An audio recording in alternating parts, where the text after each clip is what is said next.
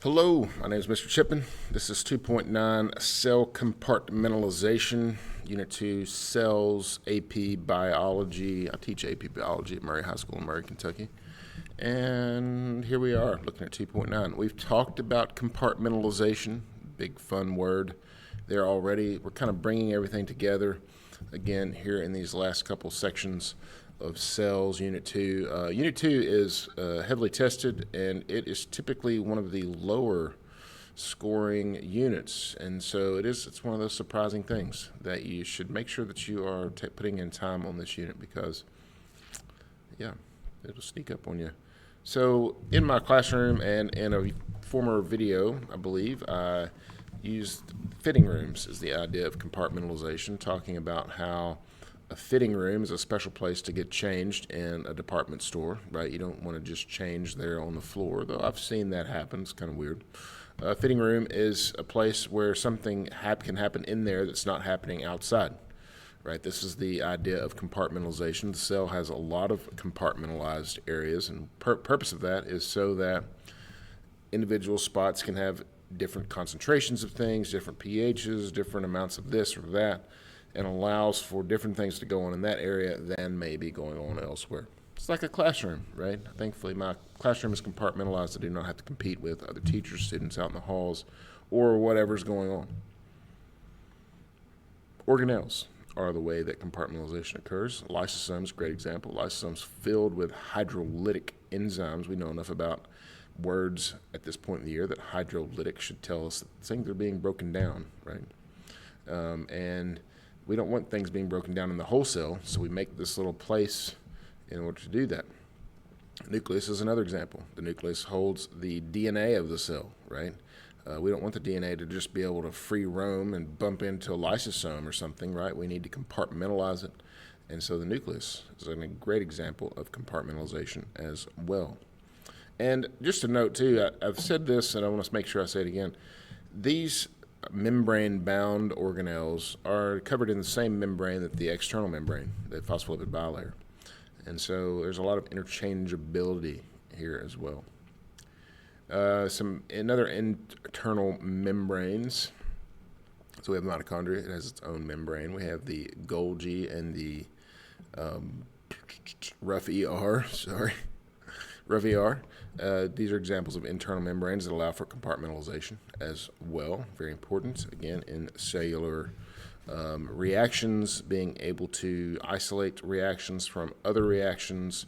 What's going on in the mitochondria is uniquely important, and it doesn't need to share that space with other things, right? And so being able to do things separately in the mitochondria that aren't happening out in the cytoplasm is pretty important. And another thing just here too, what this, the membrane inside the mitochondria allows for surface area increase, right? Surface area to volume, which allows for more efficiency. All of those folded membranes and that sort of thing. It's going to be important. And an organelle like the nucleus, where something like DNA replication is occurring, you don't want to mess DNA replication up, right? It's an extremely important cellular process where the slightest problem with that can cause catastrophic problems for the cell, right? And so very important. What are the advantages here? Eukaryotes compartmentalize, prokaryotes do not.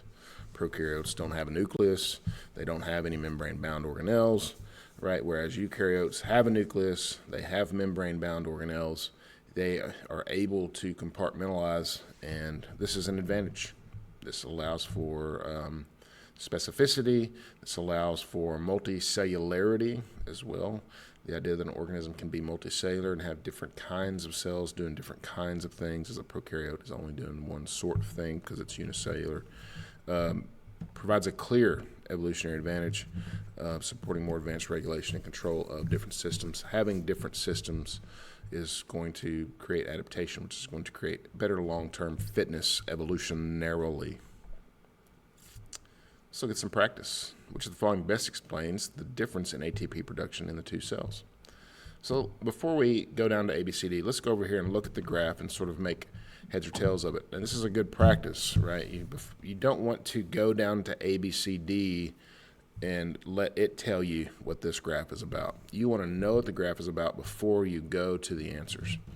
And so here on the bottom, we have time over the course of 5 minutes. We have ATP being produced. We see that cell X is producing ATP at a lower rate, right? And when I use the word rate, we're just talking about slope, right? You've had algebra, so you understand slope, and you can just look and see that Y has a steeper slope, therefore a greater rate. It is producing ATP faster, this eukaryotic cell, than this one. And so go back to the question, which the following best explains the difference. Why then is there a difference between Y producing more ATP than we're going to go to the differences between prokaryotes and eukaryotes, membrane-bound organelles and all that kind of stuff. Likes enzymes, we have no information to know that A would be correct, right? Uses nucleus to regulate oxygen diffusion more efficiently. We know that that's not occurring in the nucleus. Internal membranes in cell Y increase surface area to produce energy-producing reactions leading to greater efficiency. We know that cell Y has a mitochondria, and that is where these sort of things are taking place. C is the correct answer. I like this question. Being able to read a graph, being able to understand what you're looking at, extremely important skill in this class. I hope this was helpful. If you have questions, give me a comment down below. 2.10 coming up.